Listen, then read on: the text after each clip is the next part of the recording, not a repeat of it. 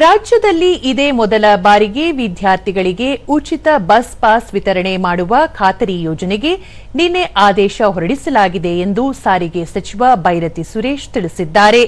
ಈ ಕುರಿತು ಮಾಹಿತಿ ನೀಡಿದ ಸಚಿವರು, ಉಚಿತ ಬಸ್ ಪಾಸ್ ವಿತರಣೆಗೆ ಸಂಬಂಧಿಸಿದಂತೆ ಮಾರ್ಗಸೂಚಿಗಳನ್ನು ಸಿದ್ಧಪಡಿಸಲಾಗಿದ್ದು, ಶೀಘ್ರ ಬಿಡುಗಡೆ ಮಾಡಲಾಗುವುದು. ಈಗಾಗಲೇ ಹಣ ಪಾವತಿ ಮಾಡಿ ಬಸ್ ಪಾಸ್ ಖರೀದಿಸಿರುವ ವಿದ್ಯಾರ್ಥಿಗಳಿಗೆ ಆ ಹಣವನ್ನು ವಾಪಸ್ ನೀಡಲಾಗುವುದು.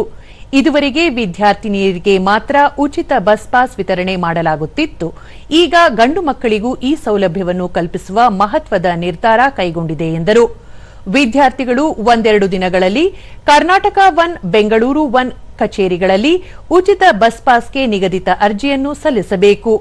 ಇದನ್ನು ಪರಿಶೀಲನೆ ನಡೆಸಿದ ನಂತರ ಬಸ್ ಪಾಸ್ ಅನ್ನು ಉಚಿತವಾಗಿ ವಿತರಿಸುವ ಪ್ರಕ್ರಿಯೆಯನ್ನು ಆರಂಭಿಸಲಾಗುತ್ತದೆ ಎಂದು ಮಾಹಿತಿ ನೀಡಿದರು.